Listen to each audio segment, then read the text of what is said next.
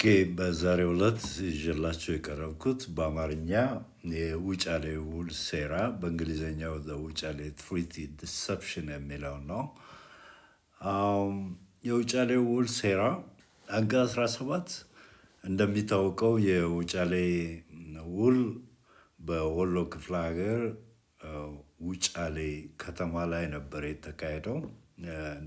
በሚኒሊክና በጣሊያኑ መንግስት ተወካይ አንቶኔሊ መካከል 20 አንቀጾች ነበሩት።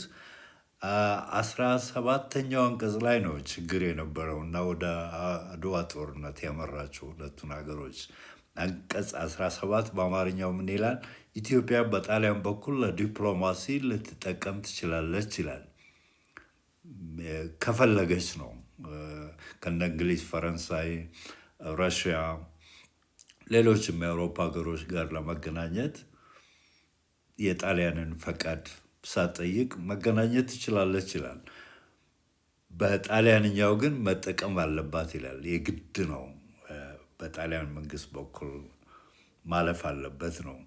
ይች አንዲት ቃል ጦርነቱን አቀጣጠለችው። ጣሊያን ስትፎክር እሳቸው ማለትም ሚኒሊክ በሺዎች የሚቆጠሩ ዘመናዊ የጦር መሳሪያዎችን በድብቅ አስገብተው ነበር። በተለይም ከፈረንሳይ 30,000 ጦር ዘመናዊ መሳሪያ ገዝተው ነበር። ጣሊያን ይህን ዝግጅት ፈጽሞ አልጠበቀችም ነበር። የጣሊያን ጀኔራሎች ጦራቸውን በተራራው ላይ እንደ ስትራቴጂ ማለት ነው ለ3 ሬጂመንት ክፍለ ጦር ከፋፍለው ነበር። ኢትዮጵያውያንም በተናጠል እነኝህን 3 ክፍለ ጦሮች አጥፍተዋል፣ ደምሰዋቸዋል። እቴጌ ጣይቱም 12,000 ወታደሮችን መርተዋል። የጠላትን ውሃ ማለት መቀሌ ተቆጣጥሮ ነበር ጣሊያኖች። የመቀሌ ውሃ ጣሊያን ወታደር እንዳያገኝ በውሃ ጥማት እንዲያልቅ ነው ያደረጉት። ውሃ ሲጠማቸው ወታደሮቹ ተዳከሙ።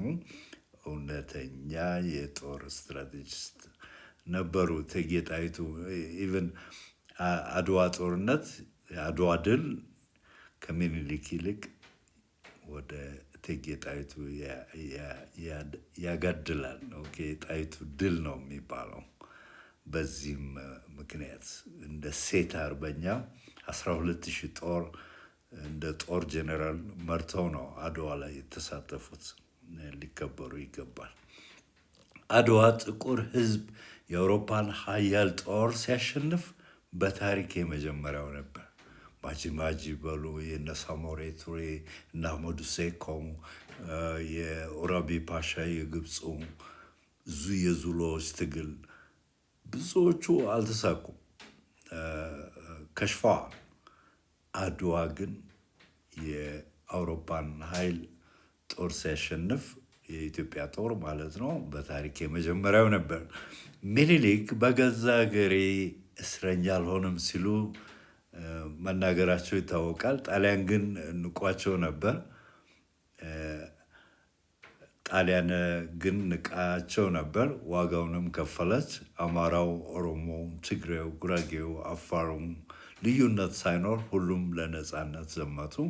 በመቀሌ ጠላት በዋጥም ከላይ እንደጠቀስኩት ሲንበረከክ በጣይቱ አማካይነት ውሃ እንዳያገኙ ስለተደረገ ብዙ ጣሊያኖች ረግፈዋል፣ ብዙዎቹም እጅ ሰጥተዋል። ሚኒሊክ በሞት ፈንታ ምህረትን ለግሰዋቸዋል። ይህን የሚኒሊክን ምህረት አውሮፓ የኢትዮጵያን ስልጣኔ አልጠበቀም ነበር። ይህን የኢትዮጵያን ስልጣኔ ሚኒሊክ ያሳዩት ርኅራኄ አውሮፓ አህጉር ፈጽሞ አልጠበቀም ነበር።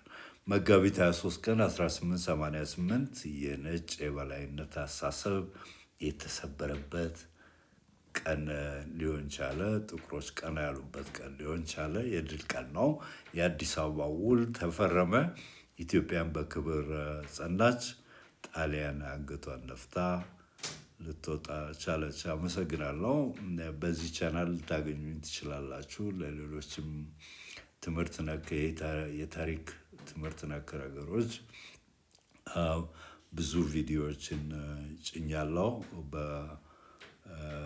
በዚህ ቻናል። ልታገኟቸው ትችላላችሁ። በተለይ ለ12ኛ ክፍል ተማሪዎች በጣም ጠቃሚ ነው የምለው። ሳብስክራይብ አድርጉ፣ ሼር አድርጉ ለምታውቋቸው። አብረን እንቀጥላለን። የ12ኛ ክፍል ምዕራፍ 1 ሰርቼላችኋለሁ። ምዕራፍ 2 ከነኖቱ አቅርቤላችኋለሁ። ጥያቄዎችን ሰርቻለሁ። ምዕራፍ 3 ኖት አለው። በጣም የተጨመቀ በቦሌትስ በሃይፈኖች በጣም የተደራጀ ኖት ነው ያለው። እንግዲህ ከዚህ ቀጥሎ የፋሽስት ጣሊያን ወረራን አቅርብላችኋለሁ። ቀጥሎ ደግሞ የምዕራፍ 3 50 ሪቪኮሽንስ ጥያቄዎች አሉ። እነሱን አብረን እንሰራለን። ምዕራፍ 1 ምዕራፍ 2 50 ጥያቄዎችን ሰርቼላችኋለሁ። አሁን 25 ጥያቄ ነው የሚቀረኝ። ነገ አቀርብላችኋለሁ። በተረፈ በአራተኛው ምዕራፍ እንገናኛለን። ቀጥሎ አንደኛው የዓለም ጦርነት የሩሲያ አብዮት ምን መልክ እንዳለው እንግዲህ አብረን ማትሪክ ዩኒቨርሲቲ መግቢያ ፈተና በታሪክ ትምህርት ይሄ ቻናል በጣም ይጠቅማቸዋል ብዬ ነው የማስበው። አብራችሁኝ ከኔ ጋር እንድትቆዩ እኔም ከእናንተ ጋር እንደምቆይ ቃል እገባላችኋለሁ። በተለያየ ጊዜ በየሳምንቱ እየተከታተላችሁ ቪዲዮዎችን እንድታዩ እጋብዛለሁ። ኮሜንት፣ ምንም አይነት ጥያቄ ካላችሁ ኮሜንት ላይ ማስፈር ይቻላል። አመሰግናለሁ ለዛሬ።